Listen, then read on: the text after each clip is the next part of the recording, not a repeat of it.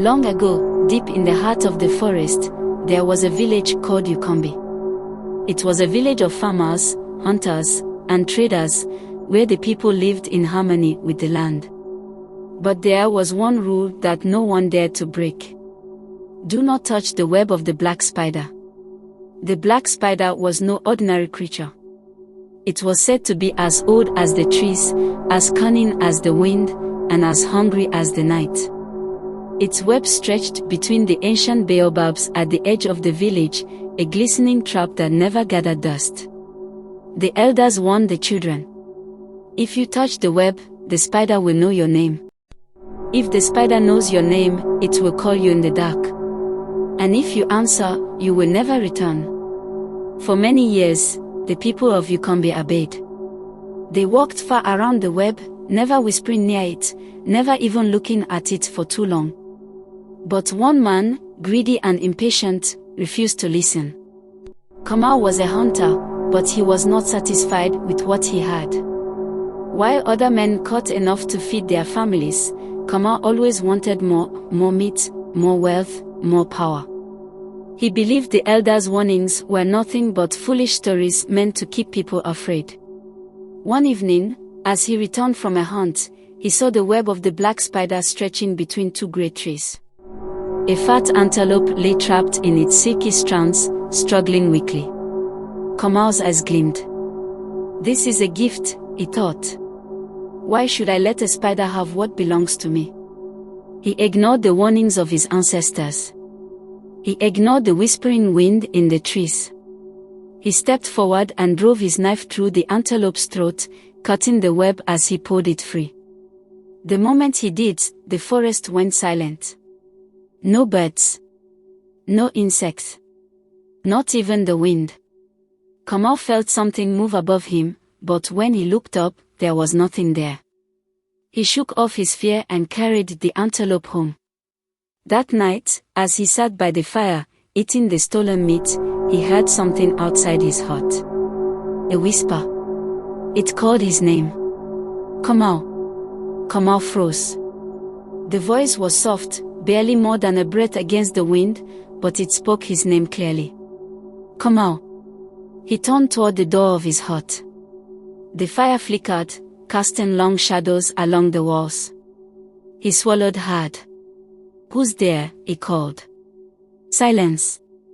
His wife, Naya, stirred in her sleep beside him. Kamau shook his head, trying to push away the unease creeping over him. It was just the wind, he told himself. Just his own guilty mind playing tricks. But deep inside, something cold took root. The next morning, Kamau went about his day as if nothing had happened. He took his spear and went hunting again, pushing deep into the forest where the trees grew thick and the air was damp. But something was wrong. There were no birds. No rustling leaves. No sign of life. Then he saw it, a glimmering thread stretched across his path. A spider's silk, too thick, too strong. His breath hitched. He had seen such threads before, near the black spider's web. A warning. Kamau hesitated, but his pride would not let him turn back. He raised his spear and slashed through the silk. The air shifted. The forest around him seemed to breathe. The silence pressed in tighter. Then, movement. From the corner of his eye, something crawled through the trees. Something big. Kamau turned sharply, but there was nothing there. A chill ran down his spine. He left the forest quickly, but the feeling of unseen eyes never left him. That night, Kamau sat by the fire again, sharpening his spear. The village was quiet, the only sounds the crackling of flames and the soft breathing of his wife and son. Then it came again. Kamau. The whisper slithered through the night. He gripped his spear and turned toward the door. The hairs on his neck stood up. His mouth was dry. Then, a shadow moved. Not outside. Not in the trees. Inside. On the far wall of his hut, where the firelight flickered, a shape crawled. A shape with long, spindly legs. A shape with too many eyes. Kamau's breath came in quick, shallow gasps. His hands trembled. He squeezed his spear, knuckles white. The shadow did not move toward him. It only waited. Then, slowly, it melted away, vanishing into the darkness. Kamau did not sleep that night. Days passed. The village went about its business, but Kamau was not the same. He no longer laughed with the other hunters. He no longer slept peacefully beside his wife. The whispers came every night. Sometimes close. Sometimes far. Kamau. Sometimes, in the dark, he saw legs, long, thin, crawling along the ceiling. But when he blinked, they were gone. His wife began to notice.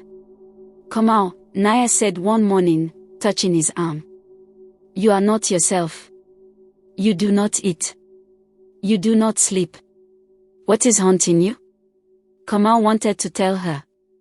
He wanted to confess what he had done, to tell her about the web, the antelope, the whispering voice. But shame held his tongue. I'm fine, he muttered. That night, he did not light the fire. He sat in the darkness, gripping his spear, waiting. But when the whisper came, it was not from outside. It was behind him. Right behind him. Kamau. Cold breath touched his ear. Kamau spun, striking wildly with his spear. The tip met nothing but air. But when he looked down, the floor was covered in silk. 7. The price of greed. Kamau could not take it anymore. He ran. Through the village, past the sleeping huts, into the forest. The night air was thick, heavy, pressing against his skin.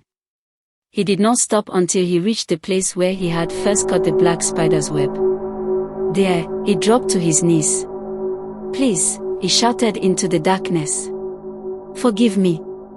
Silence. Then, from above, the trees began to move.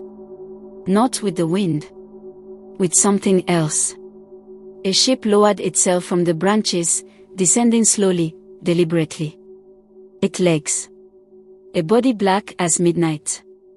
Eyes, too many eyes, watching him with something that was not anger. Not rage.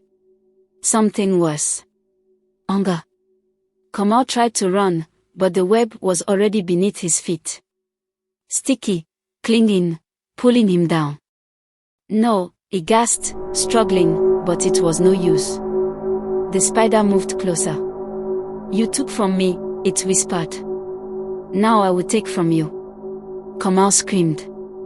And then the forest was silent again. By morning, Kamau was gone. The villagers searched for him, but they found only a trail of silk leading into the trees. His hut remained untouched, his spear still by the fire. His wife wept, but deep down, she knew. Kamau had broken the rule. And the spider had claimed its prize. From that day forward, the people of Ukombi never spoke his name again. And the elders still warned their children. Do not touch the web of the black spider. For if it knows your name, it will call you in the dark. And if you answer, you will never return.